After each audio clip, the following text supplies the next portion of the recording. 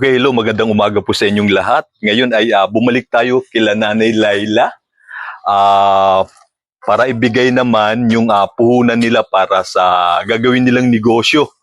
At ayun na nga, nakaraang linggo, nagpunta tayo dito para naman doon sa pangbigay sa down payment at saka sa advance, 1 month advance, doon sa bahay na inupahan na kinuha ni Sir Roel Lipat para na sa ganun hindi na sila tumira doon sa kanilang tagpi-tagpit barong-barong na kanilang bahay na halos hindi magkasya na parang bahay lang ng tawag dito ng kalapati yung bahay nila. So as in kapiraso, tapos nga may mga maliliit pa siyang mga anak, so masyadong risky din yung dati nilang tinitirhan doon. Okay, so yun, nandito na tayo sa lugar nila Ate Laila, sa inuupahan nila.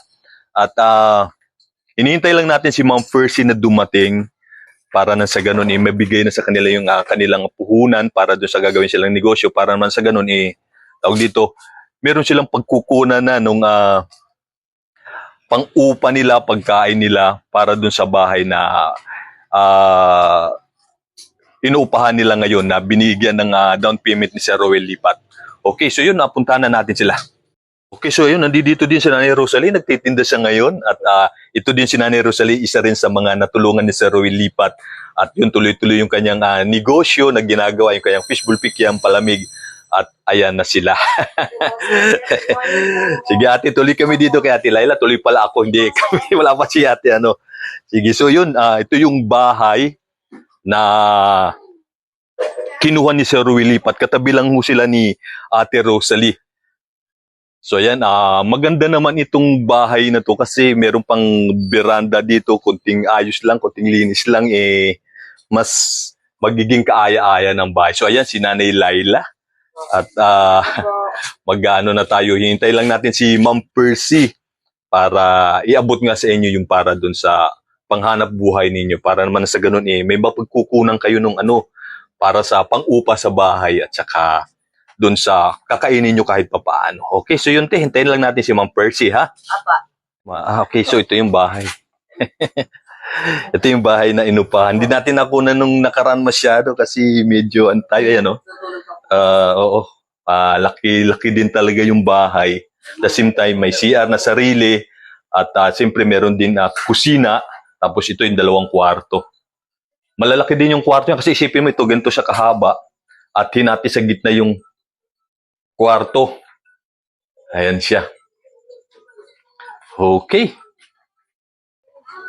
Kumusta ang biyahe niyo, ma'am? Uy, kailangan. Kayo, Diyos mo.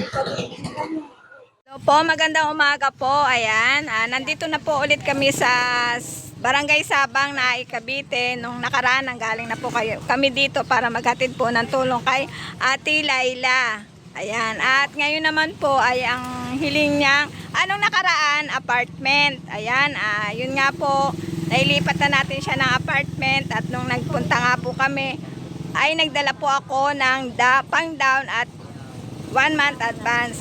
At ngayon po, sa muli namin pagbabalik ay yung hiling naman niya pang kabuhayan. Ayan, at nandito kami para ihatid yung tulong na from US pa, ayan, at sa buong team Roel Lipat. At ang hiling niya ay sidecar, Kalakal po, pagbabono po.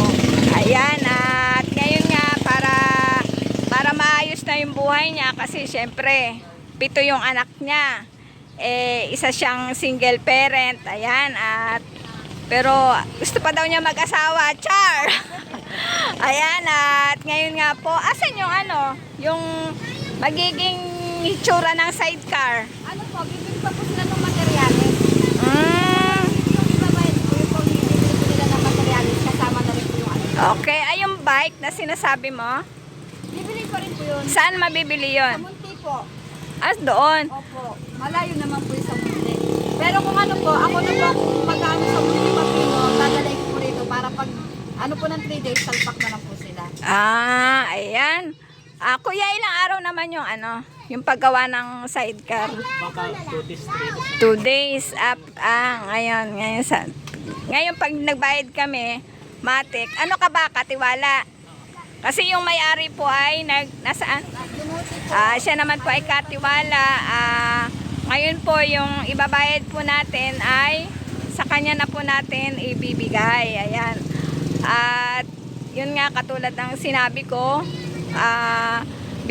iaabot na natin yung kanya palibhasa. Si Sir Delio Lian naka-scout. Ano to eh? Masipag to eh. Ay ibibigay po natin sa kanya yung